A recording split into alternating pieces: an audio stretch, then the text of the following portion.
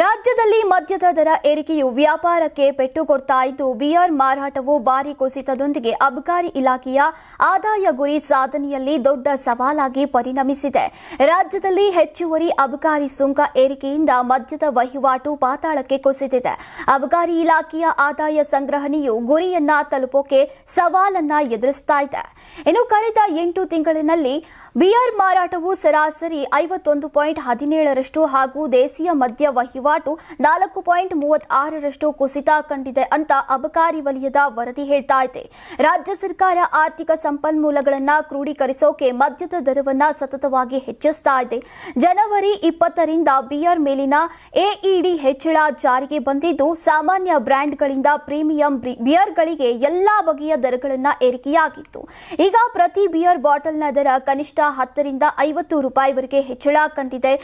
ಮೇ 15ರಿಂದ %195ರಿಂದ %200ಕ್ಕೆ ಎಇಡಿ ಏರಿಕೆಯಾಗಿದ್ದು, %5ರಷ್ಟು ಹೆಚ್ಚಳವಾಗಿದೆ. ಕಾಂಗ್ರೆಸ್ ಸರ್ಕಾರ ಅಧಿಕಾರಕ್ಕೆ ಬಂದ ನಂತರ ಪಂಚ ಗ್ಯಾರಂಟಿ ಯೋಜನೆಗಳಿಗೆ ಅಗತ್ಯ ಆರ್ಥಿಕ ಸಂಪನ್ಮೂಲಗಳ ಕ್ರೋಢೀಕರಣವಾಗಿ ಈಗ ಮದ್ಯದ ದರ ಮತ್ತು ಅಬಕಾರಿ ಇಲಾಖೆಯ ಆದಾಯ ಗುರಿಯನ್ನ ನಿರಂತರವಾಗಿ ಹೆಚ್ಚಿಸ್ತಾ ಇದೆ. ಕಳೆದ ಹಣಕಾಸು ವರ್ಷದಲ್ಲಿ ಅಬಕಾರಿ ಇಲಾಖೆಗೆ 40,000 ಕೋಟಿ ರೂಪಾಯಿ ಆದಾಯ ಗುರಿಯನ್ನ ನೀಡಲಾಗಿತ್ತು. ಆದರೆ 35,530 ಕೋಟಿ ರೂಪಾಯಿ ಮಾತ್ರ ಸಂಗ್ರಹವಾಗಿದೆ. 2023-24ರಲ್ಲಿ 34,629 ಕೋಟಿ ರೂಪಾಯಿ ಸಂಗ್ರಹವಾಗಿತ್ತು. ಪ್ರಸಕ್ತ ಹಣಕಾಸು ವರ್ಷದಲ್ಲಿ ಆದಾಯ ಗುರಿ 43,000 ಕೋಟಿ ರೂಪಾಯಿಗೆ ನಿಗದಿಪಡಿಸಲಾಗಿದೆ. ತಾಪಮಾನ ಏರಿದಂತೆ ಬಿಯರ್ ಸೇವನೆ ಕೂಡ ಹೆಚ್ಚಾಗುತ್ತದೆ.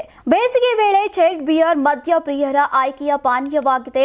ಮಳೆಗಾಲ ಚಳಿಗಾಲದಲ್ಲಿ ಬಿಯರ್ ಕುಡಿಯುವವರ ಸಂಖ್ಯೆ ಕಡಿಮೆ ಇರುತ್ತೆ. ಆದರೆ ಈ ಬಾರಿ ಬೇಸಿಗೆಯಿಂದ ಕೂಡ ಬಿಯರ್ಗೆ ಬೇಡಿಕೆ ತಗ್ಗಿದೆ. ಇದೀಗ ಚಳಿಗಾಲ ಇರೋದ್ರಿಂದ ಕೆಲವರು ಬಿಯರ್ ಅನ್ನ ಕುಡಿಯೋಕೆ ಹಿಂದೇಟು ಹಾಕ್ತಿದ್ದಾರೆ. ನೀವು ಸಣ್ಣ ಆಗ್ಬೇಕಲ್ವಾ? ಅದು ಒಂದು ಉತ್ತಮ ಆಹಾರದಿಂದ ಸಣ್ಣ ಆಗ್ಬೇಕಲ್ವಾ? ಪ್ರತಿದಿನ ನಮ್ಮ ಜೀನಿ ಸ್ಲಿಮ್ ನ ಯೂಸ್ ಮಾಡಿ ಯಾವುದೇ ಸೈಡ್ ಎಫೆಕ್ಟ್ ಇಲ್ದಂಗೆ ನೀವು ಸಣ್ಣ ಆಗ್ತೀರಾ.